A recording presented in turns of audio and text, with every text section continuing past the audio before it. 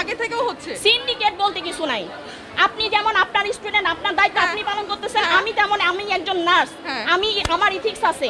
এই যে যদি বলে যে ইংলিশটা একটু খুলে দেন, স্যালাইন শেষ হয়ে গেছে, এরপর কাজ জানেন তো পরে আইসেন। আমি আমার জান প্রাণ দিয়ে আমার প্রফেশনের জন্য করে যাব, কিন্তু আমারও একটা লোডিং ক্যাপাসিটি আছে। মানে বাচ্চার হাতে লেগে পানি পড়ে গেছে ফ্লোরে, তো যখন ওনারা মুছতে আসছে আয়ারা, তখন বলছে পানিটা পড়লো কিভাবে। উনি বলছে যে বাচ্চা তো অনেক অসুস্থ, কান্নাকাটি করতেছিল, এজন্য ওর হাতে লেগে পানি পড়ে গেছে। যে আপনি এখন যেহেতু তখন মুছতে পারেন না, এখন আপনি আপনার গায়ের ওড়না খুলে মানে এই পানিটা মুছে। আমার বর্তমানে রোগী আজকেই ভর্তি আছে 167 জন, তাহলে 167 জন, কিন্তু আমার ক্যাপাসিটি কিন্তু ছিল 60 জনকে সেবা দেওয়া। কিন্তু যখন আমি 60 জনের জায়গায় 167 জনের সেবা দিব, তখন নিশ্চয়ই আমি ঠিক মতো সেবা দিতে পারবো না। আমার তো ফল্ট হবেই, কারণ বেলা শেষে আমিও তো মানুষ, কষ্ট তো আমারও হয়। ডাক্তার আমার এই ওষুধটা লিখে দিছে, রাতে 1 চামচ আর সকালে 1 চামচ। তা আমি এখন গেছি, একজন একটা ওষুধ দিছে, আমি চামচ ছিল না, চামচ চাইছি, বলে মুখে দেখাওয়া দেন, একটা নাচ দিছে।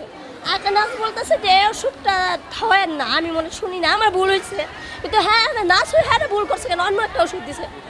তা আমার ভুলের জন্য আমার এত কথা বলেন কে লেখা করে, এগুলো কথাই কম যায় না, হ্যাঁ ব্যবহার খারাপ করে। আচ্ছা, এটা কোন রুমে ঠিক কে করছে আপনাকে? এই যে শুনলে নাচে মানে ধমকে মেনে কথা বলে, কোনো গুরুত্ব দেয় না। এখন আমি একটু আপনি বেশি বাচ্চাকে নিয়ে গিয়েছিলেন এখানে? এই মাত্র আসছে যে আমার ছেলের জ্বর। গত 2 থেকে 3 দিন আগে আমরা হসপিটালে আবার এসেছিলাম আমাদের আরেকটা টিম নিয়ে। তখন আমাদেরকে এক বাচ্চার মা জানায় যে আসলে তারা নার্সরা বিশেষ করে এত রুডলি বিহেভ করে, ইভেন এখানে যারা আয়ারা আছে তারা অনেক খারাপভাবে ব্যবহার করে। যেমন ধরেন গতকালকের আগের দিন একটা বাচ্চার হাতে লেগে পানি পড়ে গেছে ফ্লোরে, তো যখন ওনারা মুছতে আসছে আয়ারা, তখন বলছে পানিটা পড়লো কিভাবে। উনি বলছে যে বাচ্চা তো অনেক অসুস্থ, কান্নাকাটি করতেছিল, এজন্য ওর হাতে লেগে পানি পড়ে গেছে।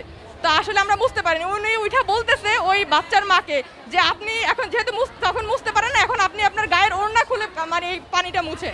এটা একটা আয়াদের কথা। মানে আসলে আমরা সাধারণ জনগণ কোথায় আসলে নিজেদের মতো করে আসলে মানে সবকিছুতে শান্তিতে পাবো।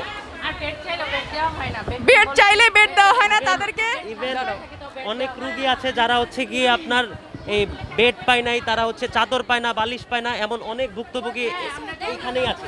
থাকা সত্ত্বেও আপনাকে চাদর দেওয়া হয় না, এই জায়গায় বালিশ দেওয়া হচ্ছে না, রোগীদের সাথে খারাপ ব্যবহার। আমরা আসলে অনেকেই বলি যে আসলে এটা সরকারি হসপিটাল, এখানে এরকম হবে আমরা বুঝতেছি, কিন্তু এটা তো আমাদের অধিকার, আমাদের জনগণের টাকা এই হসপিটাল করা হয়, এই হসপিটালের যাবতীয় সবকিছু আমাদের জনগণের মানে টাকায় করা হয়, সেক্ষেত্রে আমরা কি এই অধিকারটা পাবো না? কিন্তু আমি একটা কথা বলি, আমার লোডিং ক্যাপাসিটি যদি হয় 5 জন, আমি একা। আপনি আমাকে প্রশ্নটা করছেন, ক্যামেরা অবশ্যই আমাকে দেখতেছে, কিন্তু আমি সবার উদ্দেশ্যেই কথাটা বলতে চাই যে আমাদের ম্যান পাওয়ারগুলো খুবই কম, আমাদের ক্যাপাসিটিও খুবই কম। আমার একটা ব্রেন, এই ব্রেনে যদি আপনি 10টা লোড দেন আমি 10টা নিব, কিন্তু 100টা লোড চাপাই দিলে নিশ্চয়ই আমার ব্রেন সেমভাবে কাজ করবে না।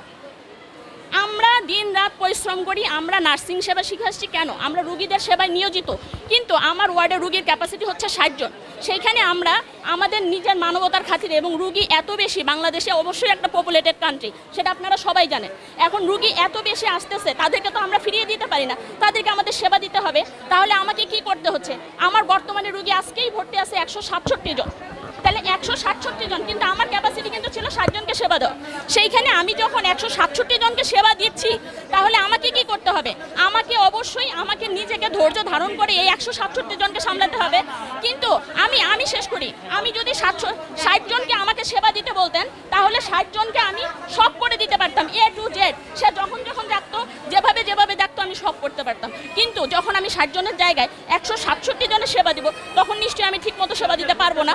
আমার তো ফল্ট হবেই, কারণ বেলা শেষে আমিও তো মানুষ, কষ্ট তো আমারও হয়। তাহলে তখন রোগীর সেবায় অবশ্যই হবে, কারণ 60 জনকে একজন যেভাবে সেবা দিতে পারে 167 জনকে সম্ভব না। তখন কি করতে হবে?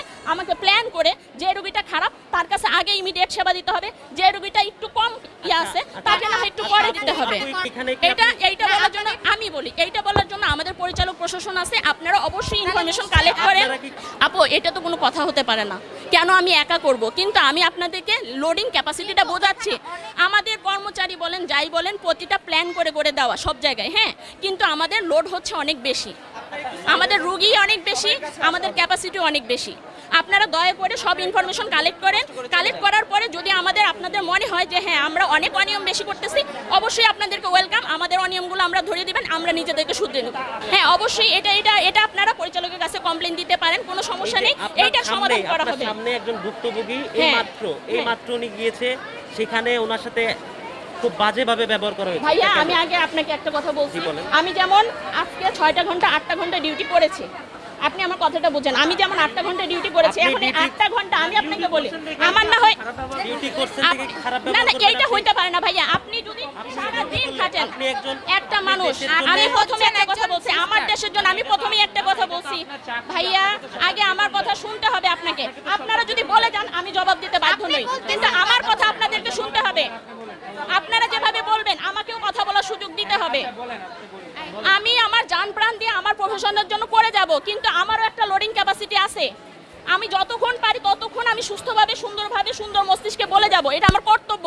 কিন্তু একটা সময় আমারও টায়ার্ডনেস লাগবে, আমারও খারাপ লাগবে, কারণ কি ওভারলোডেডের জন্য। এই জন্য আমি বললাম না, শুনেন, আমি 2টা থেকে রাত 8টা পর্যন্ত ডিউটি করেছি। জি, আপনারা কয়দিন থাকবেন আপু? আপনারা, আমি বছরের পর বছর সার্ভিস দিয়ে যাব, কিন্তু আপনারা কিন্তু এতদিন থাকবেন না। হ্যাঁ, আপনাদেরকে এরকম দায়িত্ব নয়। না, আপনারা অবশ্যই না, অবশ্যই না। আমরা কখনোই খারাপ ব্যবহার করব না, আর আমরা খারাপ ব্যবহার করতে চাইও না। আচ্ছা, আপনি একটু কথাটা শুনেন। আপনি বলেছেন আপনার আন্ডারে হচ্ছে লোক থাকবে 60 জন, পেশেন্ট থাকবে 60 জন, আপনি 60 জনের সেবা দিতে পারবেন। বাকি আপনার যদি 100 থাকে, আমি সেটা বলি নাই। আমি এখনো টিল নাও 167 জন রোগী, যতজন রোগী আসবে আমরা সবাইকে সেবা দিব, কিন্তু আপনারা যদি কাজে ইংলিশটা খুললে দেন। আপনাদের কাছে কি পর্যাপ্ত পরিমাণে নার্স নেই? আমাদের কাছে পর্যাপ্ত পরিমাণ ম্যান পাওয়ার নেই। তাহলে আপনাদের ম্যান পাওয়ার নেই, আপনারা কি সেটা পরিচালকে? হ্যাঁ, আমাদের পরিচালক সেই বিষয়ে আগাচ্ছেন, তিনি সবই জানেন, এবং স্বাস্থ্য মন্ত্রণালয় সবই জানেন, এবং সবাই আমরাও আশা করি এর একটা সুষ্ঠু সমাধান হবে। আপু, এটা তো নতুন না। এটা নতুন না বলতে না, এর একটা সুষ্ঠু সমাধান অবশ্যই হবে, আমরা আশা করি। এবং আমরাও এখন যে সিচুয়েশন চলতেছে, আমাদের জান প্রাণ দিয়ে আমরা কাজ করার চেষ্টা করতেছি। এখন হচ্ছে, এর আগে থেকেও তো এগুলো হচ্ছে, এই সিন্ডিকেট গুলো তো আগে থেকেও হচ্ছে। সিন্ডিকেট বলতে কিছু নাই। আপনি যেমন আপনার স্টুডেন্ট, আপনার দায়িত্ব আপনি পালন করতেছেন, আমি তেমন, আমি একজন নার্স, আমি আমার ইথিক্স আছে, আমি আমার পেশেন্টের সেবার জন্য নিয়োজিত, আমিও আমার দায়িত্ব পালন করে যাচ্ছি। কেউ শুনেন, কোন রোগী আমার বাপেরও না, কোন রোগী আমার মায়েরও না, আমার পিঠেরও না, সব রোগী আমার আপন, সব রোগী আমার এক। তো আমি সব রোগীর সাথে ইনশাআল্লাহ সমান ব্যবহার করার চেষ্টা করব। অভিযোগটা কেন দিচ্ছে? আপনি তো ভালো ব্যবহার করতেছেন, আপনার সাথে যে কলিগরা আছে তারা কি করতেছে? সবার কথা কি আমি বলবো?